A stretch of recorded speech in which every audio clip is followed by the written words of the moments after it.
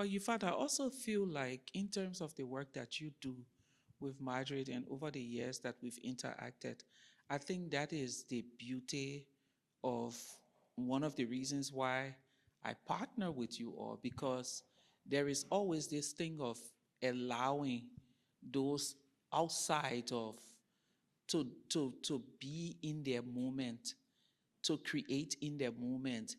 The world that we live in today, especially where partners are concerned, most times they want to import their ideology on the groups that are having their moment.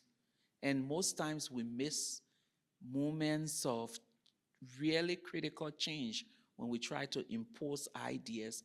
And I think that's one of the good things about MADRE, and I thought to just highlight that. Yeah, thank you. Yeah, I think that it's funny because sometimes people will make the assumption that the programming that we do is something that we develop, you know, here in New York at our office or in my laptop in my kitchen.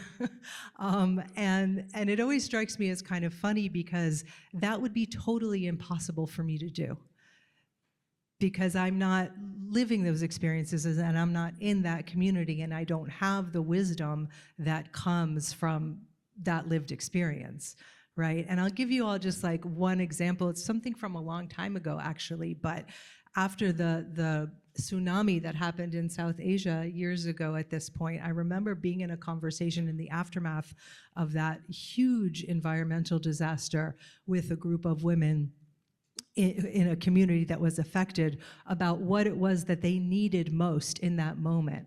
And what they said was limes. And these were people who had lost everything. They had lost their homes, they had lost their livestock, they had lost children in this catastrophe. Their entire community was devastated, and that was the one thing. It took them no time at all to say what they needed, and that was what they needed. And I asked them why, and they proceeded to explain that they found themselves living in a displacement camp with children and their husbands who were all completely traumatized. Their children were having nightmares, their husbands were on a very short fuse, and we all know that in every community in the world where there is that kind of disruption and trauma, we see a rise in domestic violence. People always say, you know, oh, well, in my community, we have domestic violence. It's in every community, right? It's also here in New Jersey after Hurricane Sandy, there was a rise in domestic violence.